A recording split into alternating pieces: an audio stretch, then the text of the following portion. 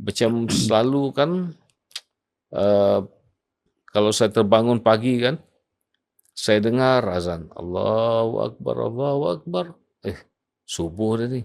Saya tengok jam pukul 3, 4. 3, 2. Jadi apa alamat itu? Allah jemput kita ke tahajud lah. Uish. Allah jemput kita tahajud. Sampai begitu. Saya kata, ada kawan-kawan saya cerita, mereka tak percaya tau. Saya kata betul, saya dengar orang azan apa semua. Lebih baik saya dengar orang azan daripada orang mengilai, perempuan mengilai. Itu lebih baik. Jadi, tapi satu ialah biasalah kita manusia kan bukan senang nak untuk tahajud. Tapi kita kena paksa diri kita lah, insyaAllah, Alhamdulillah. So, tapi dari segi pengalaman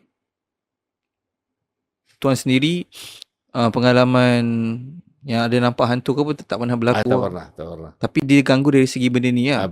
Tuan rasa macam gangguan ke benda ni? Kadang-kadang ada. Tuan rasa macam benda tu gangguan lah?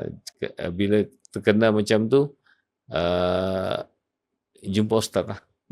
Kita ruqyah diri kita lah. Kata ustaz, singgah ya ni. Okey lah. Ustaz kata, awak menuliskan? Dia kata, ya, saya menulis. Itu tulisan itu, dia kata. Ustaz pun tahu. Ustaz tahu tuan menulis tanpa tanya? Tak, dia tahu saya menulis, tapi dia kata itu gangguan tulisan saja. Bukannya gangguan jin, bukannya jin apa semua. Dan tuan cakap tadi, tuan menulis buku sambungan tu atas permintaan kan? Atas permintaan. Kalau macam tu, kadang-kadang bila saya tulis sambungan tu, saya tak puas bercerita satu buku tau. Bila saya tak puas bercerita satu buku, ending dia selalu saya cliffhanger macam tu. Bila cliffhanger, masaklah siapa yang terbit. Sebab pembaca akan bertanya, keep on bertanya, bila sambungan. Sebab kalau orang tanya saya tak akan jawab. Sebab saya kata insya-Allah saja. Kadang-kadang 2-3 macam Kasyaf Ain. Rasanya 4 tahun lah. Sekarang baru nak habis nombor 2. Tengah tulis. Tengah tulis. Kalau macam tu kenapa? Dan habis lah. Kalau dasar permintaan kan, kenapa Hatiku Harajuku tak ada sambungan? Hatiku Harajuku dia memang tamat macam tu saja. Dia memang tak boleh nak buat lagi sambungan? Boleh. Tapi selain daripada Yakuza, apa lagi yang boleh sambung? Saya sambung dalam Magis lah. Maksudnya lawan Dajjal lah. Yang macam The Adventures tu. Ambil watak Sunan, watak Harajuku, watak apa semua.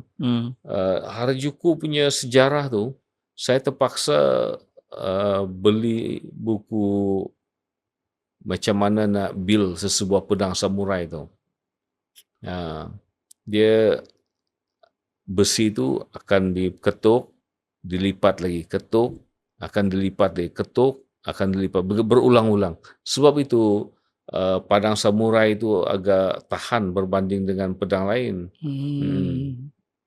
Just untuk menceritakan dalam novel tu lah. So tuan kena beli buku untuk memahami dulu. Ya. Memang selalu macam tu Sekarang tak, Google ada kan sekarang. Senang. ChatGPT. Dulu ya Allah, dulu waktu saya buat Adam, saya nak Statue of Liberty tu, saya nak tengok fakta dia, saya tulis, saya bawa buku nota, saya salin di kedai buku ni. Saya kena tegur, dia kata tak boleh, dia kata. Waktu tu nak beli buku 100 lebih. Dulu waktu tu mahal. Saya tulis, saya tulislah fakta. Salin balik lah. Tak bagi Tak bagi. Tapi waktu tu saya dah habis salin dah. Jadi itulah. Saya punya buku, satu bilik tu buku rujukan banyak.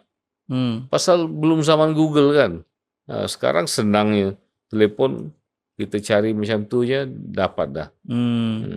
So dalam banyak-banyak buku yang tuan pernah tulis, buku apa yang paling sukar sekali? Adam. Sebab tadi tu ke?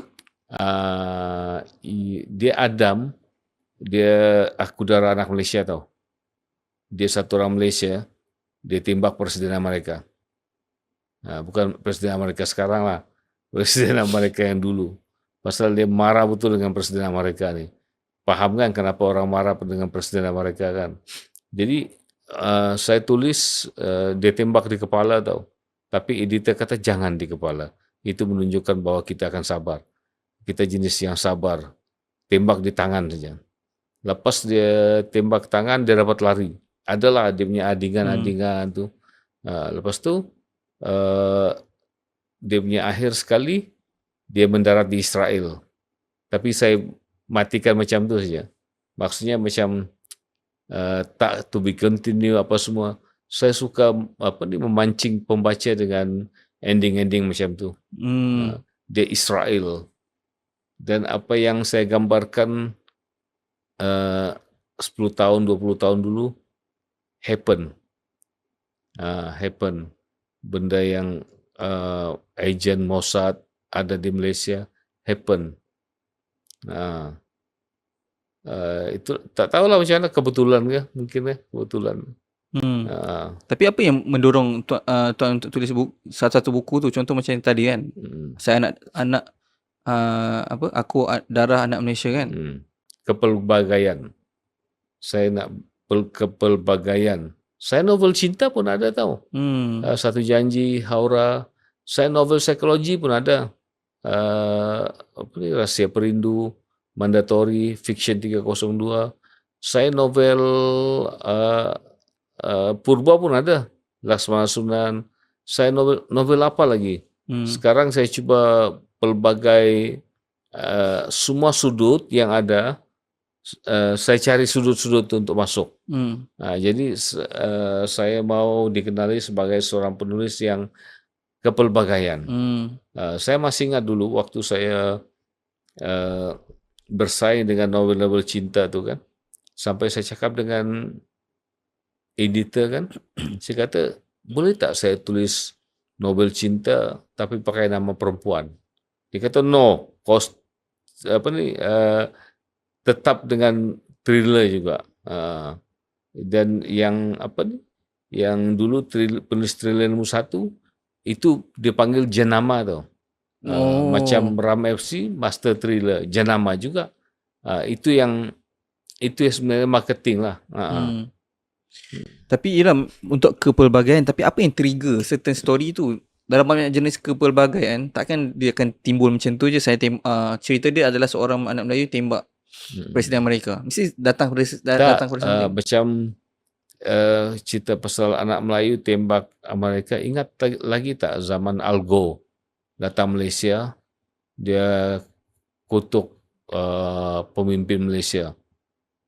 Sebab ada tali barut di Malaysia yang pro New World Order ni lah. Jadi itulah yang mendorong saya lah. Selalunya Amerika kacau negara orang. Giliran kita pula kacau negara dia. Tapi kalau di alam nyata tak berlaku lah. Di alam fiction ya boleh berlaku. Sebab tengoklah teknologi Amerika macam mana, kita macam mana. Okay, kejap guys. Assalamualaikum. So aku ada big announcement sebenarnya untuk korang. So aku actually dah berpartner dengan Public Gold sebagai diorang punya authorized dealer guys. Okay, kenapa aku buat macam ni? So kalau kau tengok podcast ni dah lama, kau tahu aku selalu ambil berat, especially tentang finance dan juga investment dan sebagainya. And aku dah lama dah invest dalam emas. So aku nak invite korang untuk invest dalam emas sekali. Sebab kalau korang tak tahu, emas adalah salah satu cara untuk kita preserve nilai duit kita yang paling efektif. Macam tahun lepas sahaja, emas naik 40% guys. Okay, almost 40%. Put into perspective, kalau korang invest dalam financial instrument yang lain macam ASB ke Pelasia, macam apa 5 ke 6% macam tu je lebih kurang. So dengan gold 40%. And dengan apa yang jadi dengan dunia sekarang ni, dengan segala konflik di antara negara dan sebagainya, emas akan lebih mencarat naik. Tak pernah lagi dalam sejarah tahun ke tahun emas menurun.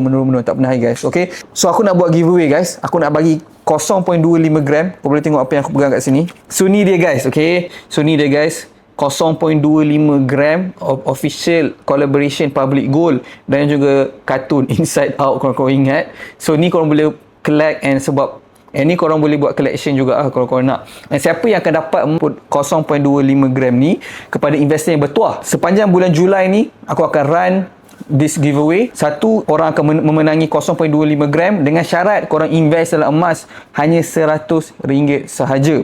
add on, aku akan bagi 10 lagi pemenang bertuah yang akan memenangi buku investment emas oleh Hafizul Hakim ni, untuk korang dapat belajar lebih mendalam tentang emas dan kenapa daripada dulu lagi mak-mak, nenek-nenek kita suruh invest dalam emas lah. Inilah dia guys, sistem simpanan yang tak akan pernah bocor dan ada nilai sebenar. So aku nak invite korang semua join tim emas UCAS, sebab aku percaya yang pertama sekali, simpanan emas ni bukan untuk orang kaya je. Yang kedua, semua orang layak untuk menyimpan emas. Dan finally, aku percaya ilmu kewangan ni bukan untuk disimpan, tapi untuk kita kongsi sekali sama-sama. So kenapa korang kena selain berpeluang untuk menangi emas percuma ni, sebab bila korang join team ni, tekan link kat bawah, korang tak akan dibiarkan seorang-seorang. Korang akan dibimbing, ditunjuk ajar step by step. Mudah je guys, tekan link Telegram di bawah, join sekarang. Korang boleh terus start buat investment bersama Public Gold serendah RM100 sahaja. Dan sebagai penghargaan untuk bulan Julai ni, 10 orang, macam aku cakap, dia akan menang buku bestseller Traveller Emas, dan satu orang yang bertuah akan menangi 0.25